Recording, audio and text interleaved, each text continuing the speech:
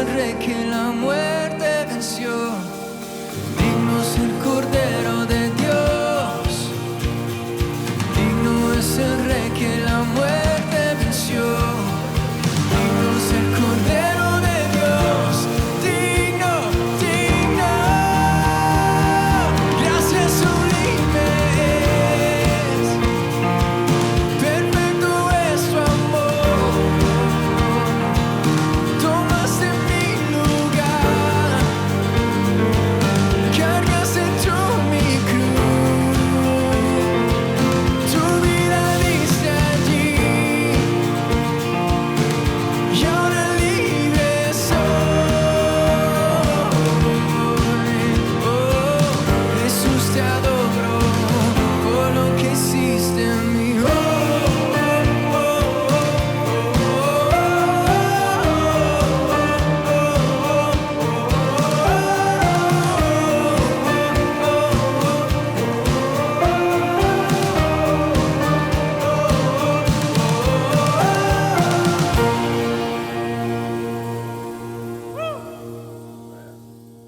Amados hermanos, sean bienvenidos a este tiempo de meditación en la palabra de Dios.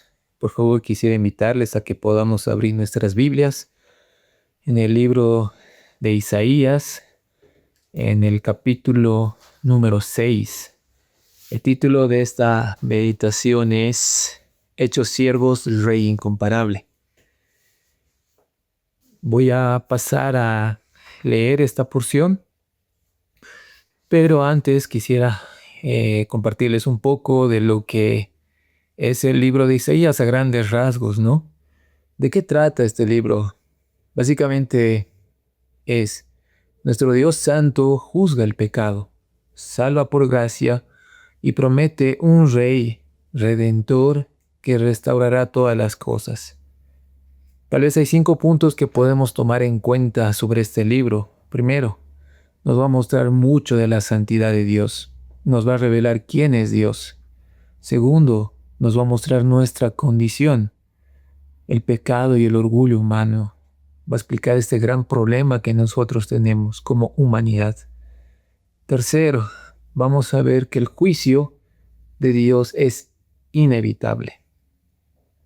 Cuarto, nos va a mostrar al siervo sufriente, nos va a mostrar a Cristo. Va a preparar el camino para Cristo, la forma en la cual el juicio y la esperanza se unen. Y finalmente vamos a ver cómo el Señor restaura, cómo esto se cumple a través de toda la palabra y principalmente en el Nuevo Testamento con la venida de nuestro Señor Jesús. Entonces, con esta breve introducción quiero pasar a leer lo que está en Isaías 6 y dice así. Yo lo tengo en la versión NBLA. Por favor, en la versión que ustedes la tengan, pueden seguirme. Dice así: en el año de la muerte del rey Usías, vi al Señor sentado sobre un trono alto y sublime, y la hora de su manto llenaba el templo. Por encima de él había serafines, cada uno tenía 6 alas, con 2 cubrían sus rostros, con 2 cubrían sus pies y con 2 volaban. El uno al otro daba voces diciendo: Santo, santo, santo es el Señor de los ejércitos. Llena está toda la tierra de su gloria, y se estremecieron los cimientos de los umbrales a la voz del que clamaba, y la casa se llenó de humo. Entonces dije: ¡ay de mí! Porque perdido estoy, pues soy hombre de labios inmundos, y en medio de un pueblo de labios inmundos habito. Porque mis ojos han visto al Rey, el Señor de los ejércitos. Entonces voló hacia mí uno de los serafines con un carbón encendido en su mano con que había tomado del altar con las tenazas. Con él tocó mi boca y me dijo: esto ha tocado tus labios y es quitada tu iniquidad y perdonado tu pecado. Y oí la voz del Señor que decía: ¿a quién enviaré? ¿Y quién irá por nosotros? Aquí estoy, envía a mí, le respondí. Y él dijo: ve y dile a este pueblo, escuchen bien, pero no entiendan, miren bien, pero no comprendan. Haz insensible el corazón de este pueblo, endurece sus oídos y nubla sus ojos, no sea que vea con sus ojos y oiga con sus oídos y entienda con su corazón y se arrepienta y sea curado. Entonces dije: ¿hasta cuándo, Señor? Y él respondió: hasta que las ciudades estén destruidas y sin habitantes, las casas sin gente, la tierra completamente desolada, hasta que el Señor haya alejado a los hombres y sean muchos los lugares abandonados en medio de la tierra. Pero aún quedará una 10ª parte en ella, y ésta volverá a ser consumida, como el roble o la encina, cuyo tronco permanece cuando es cortado. La simiente santa será su tronco. Muy bien, hermanos. Tal vez una frase o una oración que nos puede ayudar a mantenernos en la línea de lo que estos versos nos van a hablar es: nuestro Dios santo y eterno nos prepara en Cristo para sus propósitos. Voy a repetirlo nuevamente. Nuestro Dios santo y eterno nos prepara en Cristo para sus propósitos. Una forma en la cual los libros proféticos funcionan, y tal vez esta ilustración nos ayude, es como un tiempo de consejería patrimonial en medio de la crisis, en medio de una crisis matrimonial. Dios describe su relación con Israel en este libro como la de un matrimonio roto. Ha habido un pacto, han habido promesas, ha habido fidelidad de manera inicial, pero ahora hay orgullo, traición y pecado acumulado, no de parte de Dios, sino de parte de su pueblo. Y todo esto es el terreno que nos prepara para este capítulo.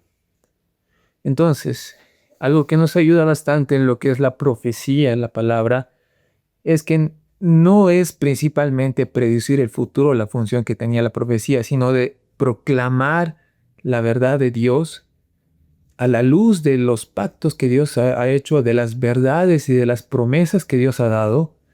Anuncia juicio y salvación futura. Como tal vez podamos recordarlo en Deuteronomio, el pueblo de Dios había roto el pacto. Y tal vez un mejor panorama de todo este libro es que de los capítulos 1 al 39 nos muestra el trato de Dios con Jerusalén, cómo viene su juicio. Incluso hay esta amenaza de la invasión de los asirios. Y de los capítulos 40 al 66 vemos más un enfoque en la Jerusalén futura, ¿no? En ese consuelo y en esa restauración que solamente iban a venir por medio de Cristo. Entonces nos encontramos al inicio del libro, y para tener más contexto quisiera hablarles un poco de los capítulos previos. En Isaías 1 nos muestra la rebelión del pueblo, cómo había esa hipocresía religiosa y ese pecado se había estructurado en toda la nación. De los capítulos 2 al 5 vemos el orgullo humano, la idolatría, la injusticia en el pueblo de Israel y esa falta de seguridad. Y el tema que resalta mucho acá es el orgullo humano. En Isaías 2:11 dice: la altivez del hombre será abatida. Entonces, el capítulo 6 no está ocurriendo en el vacío o en la nada, sino que es una respuesta de Dios ante el orgullo humano. Entonces, hermanos, creo que es una buena oportunidad para examinar nuestras vidas, examinar nuestros corazones. Y si hay orgullo en nosotros, el capítulo 6 de Isaías es un lugar al cual podemos acudir para ser restaurados, tratados por la palabra del Señor y poner nuestra mirada en nuestro corazón donde realmente tiene que estar. Algo muy importante es tal vez ver lo que dice el capítulo 5. Hace muchas metáforas de la viña, que Dios esperaba unas buenas uvas, pero han sido producidas uvas silvestres. Israel había fracasado en su confiar en el Señor y había empezado a adorar ídolos, dioses falsos, hechos de encinas, hechos de madera. Entonces, vamos al primer punto de esta meditación, y es el trono de Dios. El verso 6 nos dice: en el año de la muerte del rey Usías vi yo al Señor sentado sobre un trono alto y sublime, y la orla de su manto llenaba el templo. Aquí nos da un poquito de contexto este verso, porque nos dice que comienza con la muerte del rey Usías. ¿Quién era el rey Usías? O algunos también lo llamaban Azarías. Fue un rey en Judá. Ha gobernado más o menos 50 años en ese lugar. Y en un principio, él inició su reinado con 16 años y ha hecho buenas cosas, ¿no? Ha dado cierta estabilidad, prosperidad y poder militar a todo lo que ha sido Judá. En el texto de Segunda Crónicas 26:5 dice, y mientras buscó a Jehová, él le prosperó. Pero Usías representa también mucho de lo que hemos dicho en capítulos previos a Isaías 6. Después en él ha venido el orgullo. En el Segunda de Crónicas 26:16 dice, mas cuando ya era fuerte, su corazón se enalteció para su ruina. Y esto se vio evidenciado cuando él entró al templo a quemar incienso, y era una tarea estrictamente y exclusiva de los sacerdotes. Dios lo hirió con lepra y el resto de su vida Usías vivió aislado y leproso. Realmente la altivez del corazón del hombre es abatida, y estamos en este contexto, ¿no? En el año donde justamente muere Usías. ¿Qué sucede? Isaías ve al Señor sentado sobre un trono alto y sublime, y la hora de su manto llenaba el templo. Y creo que nos da una gran verdad para nosotros hoy en día. Como en esa época, cuando los tronos son inestables, cuando mueren los reyes, cuando haya una incertidumbre en la nación, podemos ver hacia el Señor y ver que su trono es inconmovible, es incomparable, es alto y sublime, y Él está sentado en su trono, lo cual puede ayudarnos mucho en este tiempo donde vemos que muchos de los gobernantes se manejan de una u otra forma. Hay situaciones que ponen en guerra a diferentes países, y tal vez en vez de afanarnos por ver qué está sucediendo en las naciones, en los tronos humanos, por así decirlo, nuestro corazón debería estar puesto en aquel trono que es incomparable, que es inmovible.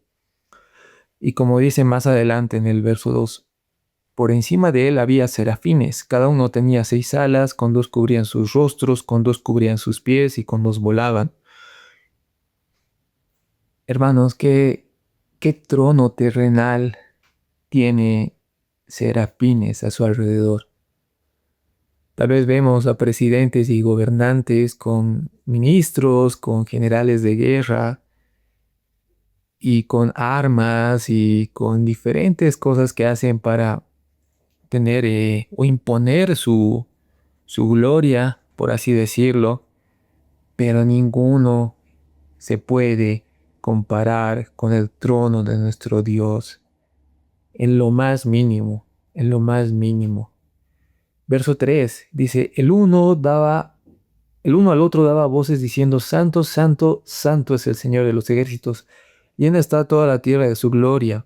Y se estremecieron los cimientos de los umbrales, a la voz del que clamaba, y la casa se llenó de humo. Este es el eje teológico del libro. Este es un ancla. Estas voces que dicen Santo, Santo, Santo es el Señor. Dios es absolutamente distinto, es incomparable, es único, es totalmente distinto a la creación. El Señor está en su trono alto y sublime. Los cimientos se estremecen, la casa se llena de humo, pero acá nos dice que no puede agregarse ni quitarse nada a Dios. Nada lo va a amenazar, nada le sorprende, nada puede darle miedo. Nuestro Dios es santo, es incomparable, es único. No hay nada con lo que lo podamos comparar. Y eso está relacionado con su gloria, porque de su gloria está llena toda la tierra. Nos muestra realmente el trono de Dios, quién es nuestro Dios y su santidad. Vamos más adelante, y ahora, una vez que Isaías ve quién es Dios, Ahora ve su condición. En el verso 5 dice, ay de mí, porque perdido estoy, pues soy hombre de labios inmundos. En medio de un pueblo de labios inmundos habito, porque mis ojos han visto al Rey, el Señor de los ejércitos. Isaías responde, al haber visto el trono de Dios, haber visto la santidad de Dios, lo que hace en nosotros el reconocer quién es Dios es mostrar también nuestro pecado, es mostrar quiénes somos nosotros, cuál es la condición que nosotros tenemos. E incluso aquí Isaías cree que va a morir por haber visto al Señor, ¿no?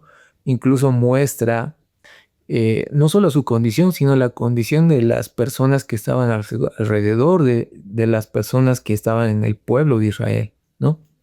Un pueblo que confiaba en sí mismo, que confiaba tal vez en sus alianzas políticas, en sus fuerzas militares, que confiaba en el poderío de Egipto, en los reyes humanos. Isaías 6, este capítulo destruye esa falsa confianza. Cuando Isaías ve al Señor, no se exalta, no se compara, no se justifica, más bien reconoce y dice, ay de mí, muestra ese abismo gigante entre la santidad de Dios y la condición humana, la impureza humana. Entonces es algo que confronta nuestro corazón. Tal vez podemos recordar lo que Romanos 3, del 10 al 18 dice. Como está escrito, no hay justo ni aun uno, no hay quien entienda, no hay quien busque a Dios. Todos se han desviado, aún se hicieron inútiles, no hay quien haga lo bueno, no hay ni siquiera uno. Sepulcro abierto es su garganta, engañan de continuo con su lengua, veneno de serpientes hay bajo sus labios, llena está su boca de maldición y amargura, sus pies son veloces para derramar sangre, destrucción y miseria hay en sus caminos, y la senda de paz no han conocido. No hay temor de Dios delante de sus ojos.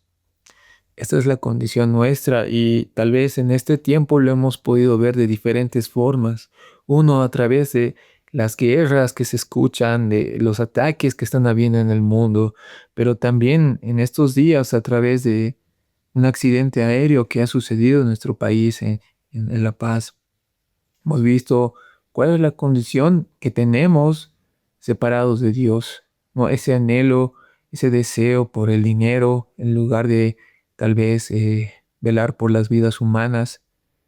Hermanos, no somos mejores que las personas que tal vez han caído en eso. Es más, somos iguales o incluso tal vez la avaricia en nuestros corazones era mucho mayor si no fuera por la gracia de Dios que nos ha alcanzado.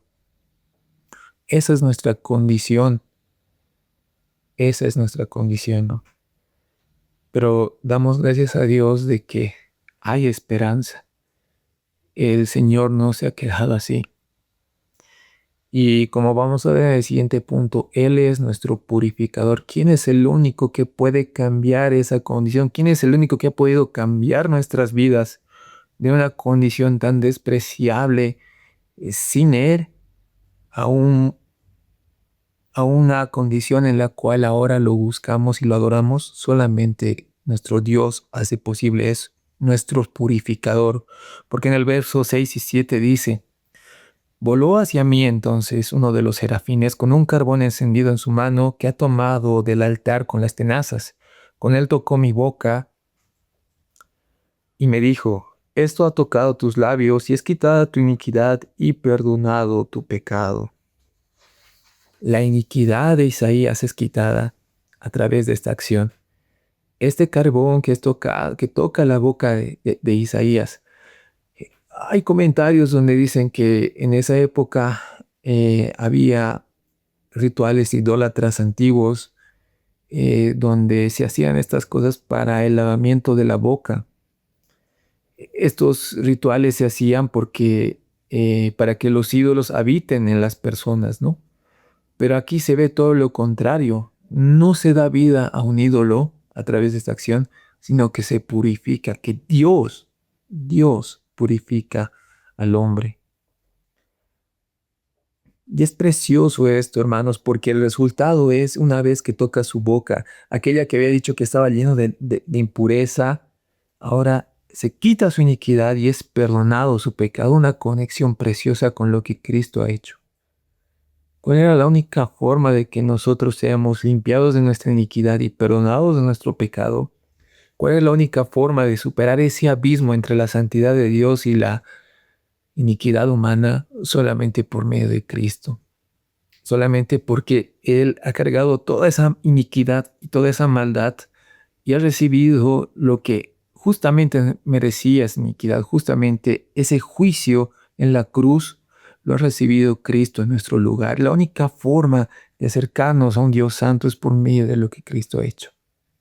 Él ha purificado nuestras vidas, Él ha perdonado nuestros pecados con su muerte en la cruz, recibiendo lo que mi vida merecía, esa muerte. Y el Señor no se queda ahí. No solamente nos quita nuestra iniquidad, no solamente perdona nuestros pecados, sino que nos prepara y nos llama. En el verso 8 vemos su llamado. Y oí la voz del Señor que decía: ¿a quién enviaré y quién irá por nosotros? Aquí estoy, envíame a mí, le respondí. Es bien preciosa esta parte porque dice: ¿y quién irá por nosotros? Es una muestra de la Trinidad, es una muestra de Dios, Padre, Hijo y Espíritu Santo hablando, y Isaías respondiendo: heme aquí, envíame a mí. Y esta misión no iba a ser fácil. Isaías iba a ser enviado a un pueblo que iba a oír pero no entender, ver y no comprender, con un corazón endurecido, con los ojos nublados. Esa era la misión. Verso 9. Y él dijo: ve y dile a este pueblo, escuchen bien, pero no entiendan, miren bien, pero no comprendan. Haz insensible el corazón de este pueblo, endurece sus oídos y nubla su visión. No sea que vea con sus ojos y oiga con sus oídos y entienda con su corazón y se arrepienta y sea curado. Este pueblo lleno de orgullo que no adoraba al Dios vivo y verdadero, este pueblo que estaba metido en una adoración a los ídolos, se había vuelto como sus ídolos. No veían, no oían, no podían volverse a Dios. En cambio ahora Isaías ve y oye. Él puede ver y oír. ¿Y cómo lo vemos esto a la luz de la palabra y en el Nuevo Testamento, en Juan 12, 37 al 41? Dice así: pero aunque había hecho tantas señales delante de ellos, no creían en él. Está haciendo referencia a Jesús. Para que se cumpliera la palabra del profeta Isaías que dijo: Señor, ¿quién ha creído a nuestro anuncio y a quién se ha revelado el brazo del Señor? Por eso no podían creer, porque Isaías dijo también: Él ha cegado sus ojos y endurecido su corazón, para que no vean con los ojos y entiendan con el corazón y se conviertan y yo los sane. En esto dijo Isaías porque vio su gloria y habló de él. Isaías había visto la gloria de Cristo, el alto y sublime, a Cristo mismo, la santidad de Dios revelada en el templo, la gloria del Hijo de Dios. Y esta misión es esa: decirle al pueblo que oiga pero no entienda, que vea pero no comprenda, endurecer su corazón, nublar sus ojos y evitar que se arrepientan. Esto iba a pasar y se ha revelado, se ha mostrado claramente cuando el pueblo judío veía a Jesús y veía todas las señales que él hacía para que ellos crean. Estaban endurecidos y se cumplía lo que aquí había dicho el profeta. Entonces, tras la purificación de el profeta, tras la purificación de Isaías, tras ser comisionado ahora, ser dado un propósito para él, él responde ante esta misión que parece incluso perdida, porque no iban a responder y no iba a haber respuesta en todos aquellos que iban a escuchar el mensaje, pero pasa lo siguiente en el verso 11. La esperanza futura se va a cumplir. Y esta es la respuesta de Isaías. Dice: entonces dije: ¿hasta cuándo, Señor? O sea, me estás dando esta misión. Parece que no va a haber respuesta. Y aquí Isaías dice en el verso 11: entonces dije: ¿hasta cuándo, Señor? Y él respondió: hasta que las ciudades estén destruidas y sin habitantes, las casas sin gente y la tierra completamente desolada, hasta que el Señor haya alejado a los hombres y sean muchos los lugares abandonados en medio de la tierra. Pero aún quedará una décima parte en ella, y ésta volverá a ser consumida como el roble o la encina, cuyo tronco permanece cuando es cortado. La simiente será santa. La simiente santa será su tronco. Entonces, ¿hasta cuándo? ¿Hasta cuándo, Señor?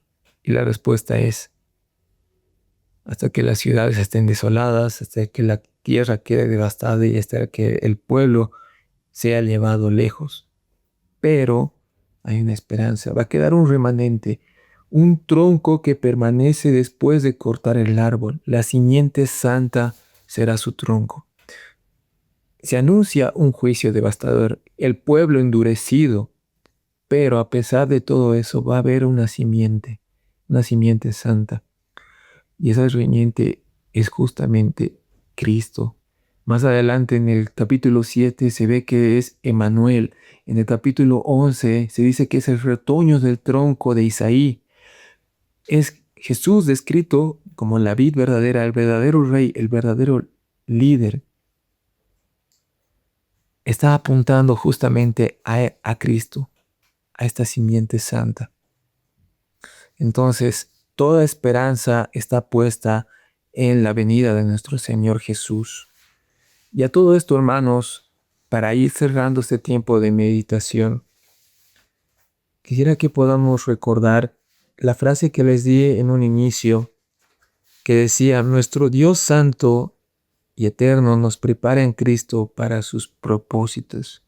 Hemos visto a través de esta porción que los gobiernos humanos, los tronos terrenales son inestables y terminan. Y el trono de Dios es inconmovible e incomparable.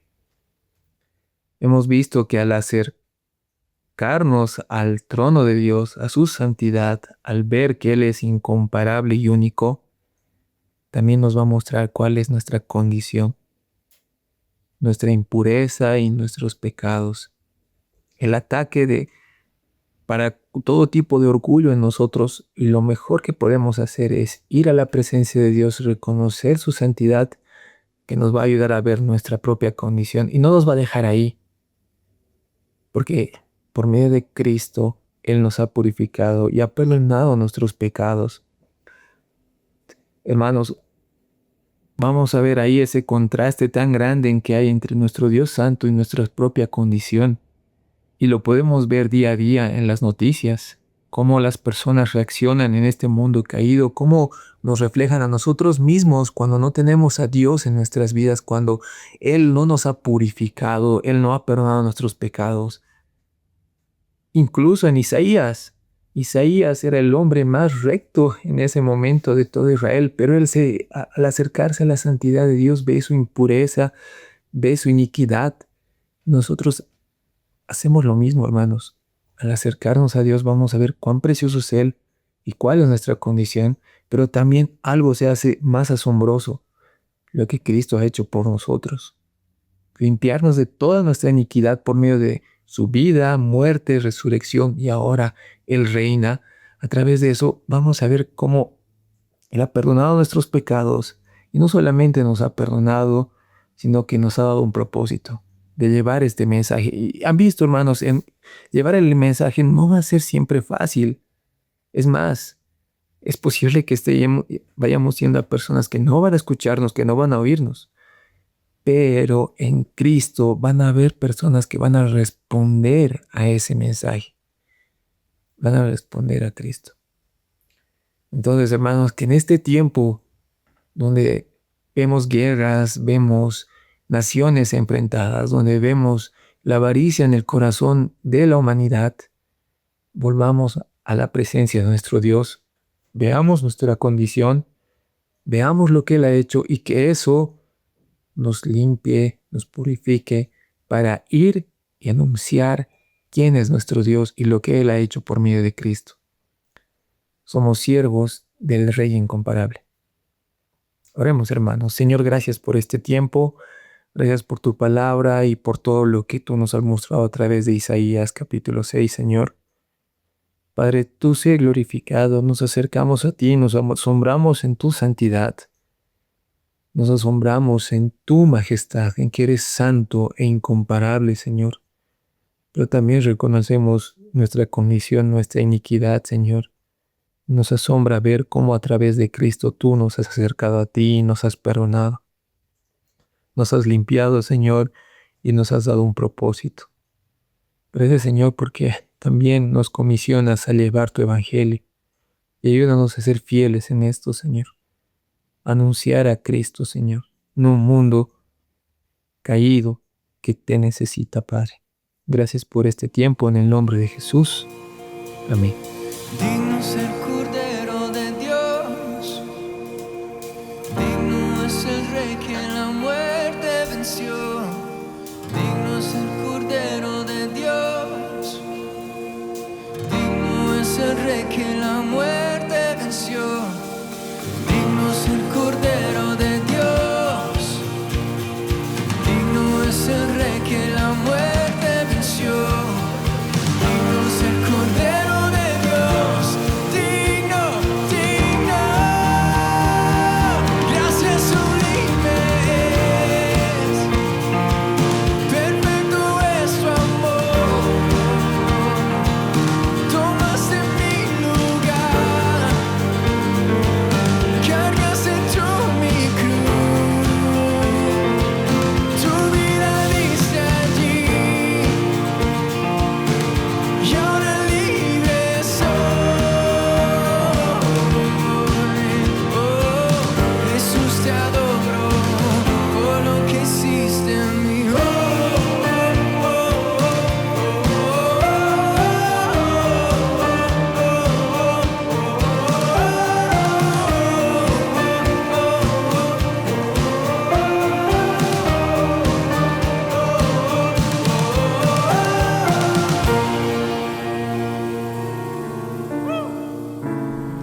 Esperamos que el mensaje de hoy haya sido de bendición para tu vida. Si necesitas consejería o apoyo en oración, por favor no dudes en contactarte. Escríbenos a los siguientes números de WhatsApp. En la Ciudad del Alto, al número 719-05-791. 719-05-791. En la zona central, al número 732-11354. 732-11354. En la zona sur al número 75 25 70 56. 75 25 70 56. Que Dios te bendiga.